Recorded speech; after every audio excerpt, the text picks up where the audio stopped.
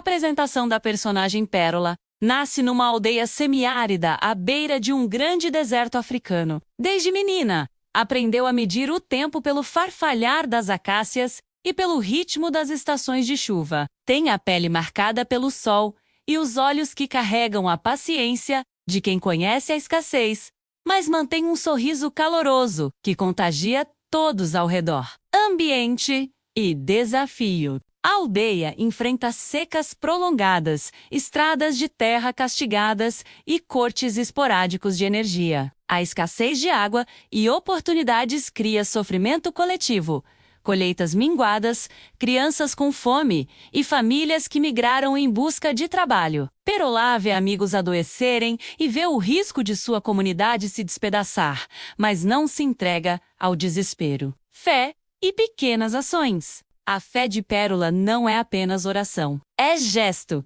Ela organiza rotinas de cuidado, captura a água de madrugada, ensina técnicas simples de conservação, promove rodas de partilha de alimentos e redistribui sementes guardadas. Sua espiritualidade se manifesta em gestos práticos de solidariedade, em cantos coletivos ao entardecer e em bênçãos oferecidas antes das safras. Mokyu transforma. Onde falta recurso, Pérola planta a esperança. Reúne mulheres para construir hortas em pequenas elevações que retêm água. Convence um professor aposentado a retomar aulas comunitárias e costura redes de apoio para mães solteiras. Seu amor é contagiante. Vizinhos doam ferramentas, jovens aprendem a conservar o solo e uma rádio local passa a divulgar técnicas que salvam safras. A adversidade traz perdas, mas também revela forças ocultas. Pérola aprende que coragem não é ausência de medo, e sim persistência diante do medo. A lição do destino é dupla: a importância de cuidar da terra e a certeza de que uma comunidade que se ama transforma a miséria em dignidade. O deserto continua a ser severo, mas as hortas crescem, as crianças voltam a sorrir, e o povo redescobre modos de viver com menos sofrimento. Conexão com Pérola do deserto. Pérola não figura isolada. Sua história inspira outras histórias de fé e serviço, como a de Alisa. Ambas provam que amor prático e liderança humilde são sementes que florescem mesmo em solos áridos. Pérola do deserto chega ao canal como um farol, narrativas para ouvir enquanto se trabalha, que reforçam esperança e convidam à ação. Capítulo 1. Menos nascentes de paciência. Pérola acorda antes do amanhecer e caminha até um poço raso fora da aldeia. Ela aprende a conservar cada gota, ensina as crianças a recolher orvalho e anota, num caderno de folhas de bananeira, pequenos experimentos de captação de água. A comunidade observa e começa a imitar suas práticas simples. Capítulo 2. Menos sementes e redes. Pérola reúne mulheres sob a sombra de uma acácia e distribui sementes que guarda há anos. Explica técnicas de plantio em elevações que retêm água e propõe rodízio de quem cuida das hortas. Aos poucos, surgem canteiros improvisados perto das casas. Um professor aposentado volta a ensinar no terreiro. Capítulo 3. Menos a estação difícil, a seca se prolonga e a colheita falha. Doenças surgem entre o gado. Algumas famílias decidem migrar. Pérola enfrenta angústia, mas organiza um mutirão de cuidado, curativos, sopas nutritivas e entrega de sementes a quem fica. Sua fé se traduz em vigilância e presença contínua. Capítulo 4. Menos vozes. Que chegam. Uma rádio comunitária, conduzida por um jovem da aldeia, começa a divulgar as técnicas que Pérola disseminou. Mensagens de outras vilas chegam pedindo orientações. Pérola percebe que suas práticas podem ser multiplicadas e convoca líderes das vilas vizinhas para uma pequena oficina de troca de saberes. Capítulo 5. Menos a doença. De um amigo. Próximo adoece por falta de recursos de saúde. Pérola organiza uma jornada até a cidade mais próxima, consegue remédios e, no retorno, implanta um pequeno ponto de primeiros socorros na aldeia. A aprovação ensina que fé sem ação precisa de articulação prática com serviços externos. Capítulo 6. Menos parceria inesperada. Um grupo de voluntários de uma organização não governamental chega à região interessado em projetos de segurança hídrica. Eles se encantam com as soluções locais e propõem construir um reservatório comunitário. Pérola negocia condições: capacitação local, gestão comunitária e proteção dos modos tradicionais de cultivo. Capítulo 7. Menos resistência e aprendizado. Nem todos concordam com mudanças. Alguns temem perda de autonomia. Pérola promove assembleias abertas, escuta medos e incorpora sugestões. O reservatório é construído com mão de obra da aldeia. E a gestão é definida por sorteio de comissões, garantindo participação feminina e de jovens. Capítulo 8. Menos flores. No deserto com o reservatório e as hortas multiplicadas, as primeiras flores surgem nas margens das elevações. Crianças brincam entre fileiras de hortaliças. Famílias partilham farinhas e histórias ao entardecer. Pérola, observando o movimento, compreende a lição maior. A fé se confirma na paciência, no trabalho coletivo e no amor ofertado, sem esperar retorno. Capítulo 9. Menos viagem à cidade. Pérola parte para a cidade próxima, com representantes da aldeia, para buscar parcerias e insumos. Enfrenta estradas ruins e olhares curiosos, mas sua fala simples e firme conquista um técnico de água que se compromete a enviar materiais e treinamento. Volta com esperança palpável e pequenas caixas de ferramentas. Capítulo 10. Menos tornando-se referência a partir das novas técnicas e do reservatório. Outras comunidades começam a visitar a aldeia para aprender. Pérola coordena trocas semanais. Uma vila traz sementes adaptadas. Outra, conhecimento sobre ração para gado. A aldeia torna-se um ponto de aprendizado regional, mantendo sempre a simplicidade que a tornou forte. Capítulo 11. Menos tempestade e recuperação. Uma chuva intensa, depois de muitos meses, causa erosões e danifica canteiros recém-criados. O desânimo aparece, mas a resposta da comunidade é imediata. Trabalham em mutirão, reconstroem as curvas de retenção e replantam com técnica melhorada. Pérola celebra a chuva e organiza um grande cuidado coletivo para proteger o que reaparece. Capítulo 12. Menos 1. Chamado Além-Mar. Uma mensagem de uma organização internacional convida Pérola para participar de uma troca de experiências online sobre segurança hídrica. Ela, desconfiada das formalidades, aceita acompanhada de jovens da aldeia. Durante a conferência, compartilha práticas simples que impressionam por sua eficiência e baixo custo, abrindo portas para pequenos incentivos financeiros para manter oficinas locais. Capítulo 13. Menos encontro entre Pérola e Alisa. Alisa recebe uma carta áudio enviada por Pérola através de uma rede de trocas entre projetos. As duas línguas se reconhecem no gesto de cuidar. Decidem organizar um encontro virtual para compartilhar histórias e fortalecer uma rede de ajuda mútua entre aldeias e casas. Comunidade. A conversa revela... Capítulo 15. O olhar do pai. Aí o pai de Pérola acorda antes dela, como fazia quando a casa era menor e os filhos eram muitos. Ele observa Pérola no terreiro e lembra das estações que enfrentou quando jovem. Orgulha-se das sementes que ela guarda e sente uma mistura de alívio e medo. Alívio por ver a filha agir. Medo pelas responsabilidades que ela assume. Capítulo 16. Menos memórias que guiam. Sentado sob a acácia, ele conta a si mesmo histórias do próprio pai, dos segredos para encontrar água e das práticas que aprendeu quando era menino. Essas memórias tornam-se conselhos silenciosos, o jeito de cavar, a hora certa de semear, a paciência para esperar a chuva. Ele compartilha essas lembranças com Pérola em pequenas conversas ao entardecer. Capítulo 17. Menos o peso das escolhas. Vê as mudanças na aldeia e percebe disputas veladas sobre quem decide o que é melhor. Preocupa-se com a chegada de forasteiros e com as promessas de ajuda que podem trazer dependência. Discute com Pérola, às vezes com voz dura, não por desconfiança dela, mas por querer proteger, lá das falsas soluções que já viu no passado. Capítulo 18. Menos a força do apoio. Quando Pérola organiza mutirões e viagens à cidade, ele é quem costura redes de apoio entre vizinhos, busca ferramentas emprestadas e orienta os jovens nos trabalhos pesados. Sua presença serena transforma-se em suporte prático, mão firme na construção do reservatório, olhos atentos aos detalhes para que nada se perca. Capítulo 19.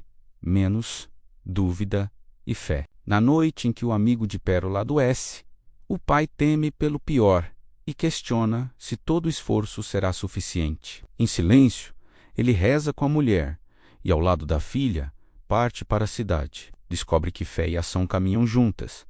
As orações lhe dão coragem. As decisões práticas garantem o cuidado necessário. Capítulo 20. Menos o legado que permanece. Anos depois, ao ver as hortas floridas e crianças aprendendo, o pai sente que seus ensinamentos foram bem usados. Ele entende que o verdadeiro legado não é o seu nome, mas a continuidade do saber passado de geração. A geração sente paz ao observar Pérola ensinar uma menina a colher orvalho, reconhecendo que a aldeia encontrou, na filha, a força para transformar deserto em vida. Capítulo 21. Menos o conselho do ancião, o pai de Pérola, passa a ser chamado aos encontros da aldeia como voz de prudência. Ele fala pouco, mas quando fala, oferece soluções enraizadas na experiência, sugerir horários de irrigação, apontar locais seguros para armazenar sementes e lembrar protocolos de manutenção do reservatório. Sua opinião equilibra decisões mais impulsivas e evita desperdícios. A juventude aprende a consultar-lo antes de grandes mudanças. Capítulo 22. Menos a noite de contas. Após uma temporada de trabalhos intensos, ele convoca uma reunião para revisar conquistas e dívidas comunitárias. Entre números de sacos de sementes, horas de mutirão e empréstimos de ferramentas, emerge um plano de revezamento que protege famílias vulneráveis. Ele insiste na transparência e em registro simples, ensinando as mulheres e jovens a anotar tudo em cadernos comunitários. A organização traz segurança e reduz conflitos. Capítulo 23. Menos o encontro com a saúde. Preocupado com a fragilidade de alguns vizinhos, o pai de Pérola lidera a construção de um pequeno abrigo onde as crianças possam receber cuidados básicos e onde remédios sejam organizados. Ele negocia com um agente de saúde visitador treinamentos de primeiros socorros para jovens voluntários. A iniciativa diminui doenças comuns e reforça a ideia de que proteção nasce de ações concretas, não apenas de intenções. Capítulo 24. Menos o teste da perda. Uma perda pessoal abala o pai. Morre um amigo antigo que o acompanhou em secas passadas. A tristeza o aproxima de Pérola em conversas longas sobre sentido e continuidade. Em vez de se fechar, ele transforma o luto em homenagem. Propõe plantar uma fileira de árvores ao redor do reservatório para marcar a memória e proteger o solo. O gesto reúne a aldeia e fortalece os laços comunitários. Capítulo 25. Menos tranquilidade e transmissão com a aldeia mais resiliente. O pai observa os jovens assumirem funções que antes eram só de adultos. Ele dedica manhãs a ensinar técnicas antigas e tardes a ouvir relatos das oficinas que Pérola promove. Sente orgulho, tranquilo, ao ver a tênue fronteira entre passado e futuro sendo cuidadosamente atravessada. Aos olhos dele, o maior triunfo é ver a filha e a comunidade preparadas para continuar sem depender de heróis, mas confiando no trabalho diário em conjunto. Capítulo 26. O sombro na estrada. Uma manhã seca traz ao vilarejo um viajante encapuzado que pede água e abrigo. Pérola, cautelosa e generosa, o recebe com o que há de mais simples, um prato de sopa e um canto para descansar. O homem fala pouco, observa muito e deixa no ar uma pergunta que ressoa. Até onde vai a sua fé quando tudo parece perdido? Capítulo 27. Provocações silenciosas. O misterioso visitante provoca pequenas mudanças na rotina. Desafia métodos, sugere alternativas radicais e questiona tradições que a aldeia preserva. Suas perguntas desconcertam alguns e inflamam debates. Pérola sente que aquilo não é apenas curiosidade, mas um teste velado à sua confiança nas práticas que ela ajudou a construir. Capítulo 28. O dúbio conselho. O homem apresenta relatos de comunidades que falharam apesar de boas intenções e menciona ajuda externa que terminou em dependência. Seus contos apontam armadilhas reais. Pérola ouve em silêncio, revisita decisões antigas e revisa planos com a comunidade. Sua fé passa de crença automática à análise vigilante, fortalecendo a com prudência. Capítulo 29. A noite de prova. Numa noite de vento forte, o reservatório tem uma infiltração que compromete parte da água acumulada. O visitante observa a correria e, sem intervir, deixa que Pérola e o pai liderem a resposta. Eles trabalham até o amanhecer. A reconstrução é lenta, mas revela falhas que passam a ser corrigidas com técnicas mais sólidas. A prova oferece aprendizado prático e endurece a fé pela ação. Capítulo 30. Revelações e escolhas ao final do teste. O homem revela que viaja entre vilas para desafiar líderes a transformar a fé em sabedoria prática. Não busca destruir convicções, mas lapidá-las para que resistam ao erro e à ilusão. Pérola entende que a aprovação foi um convite, alinhar crença e método, sem perder a ternura que sustenta o trabalho coletivo. Capítulo 31. Fé refinada. A experiência com o visitante deixa marcas e ajustes, registros aprimorados, planos de contingência, formações regulares e um conselho de vigilância comunitária. Pérola sente sua fé mais segura, não porque dúvidas desapareceram, mas porque aprendeu a incorporá-las como instrumentos de cuidado. O homem parte, o vilarejo permanece mais resiliente e Pérola segue cultivando esperança com olhos abertos e mãos firmes. Capítulo 32. O silêncio da terra. A seca retorna com astúcia. Poços baixam e as hortas murcham novamente. Pérola sente o peso das expectativas e por algumas noites o sono lhe foge. Em vez de se isolar, convoca reuniões curtas ao amanhecer. Juntos revisam prioridades, reduzem plantios e concentram água nas mudas mais frágeis. A fé dela agora admite prudência e planejamento. Capítulo 33. A tentação da solução fácil. Uma caravana comercial oferece sementes híbridas e promessas rápidas de colheitas maiores. Alguns jovens veem ali a salvação imediata. Outros temem dependência. Pérola pesquisa, questiona e propõe um teste em pequena escala. O experimento mostra riscos e limitações. A aldeia opta por manter sementes locais e ampliar a conservação de água. Capítulo 34.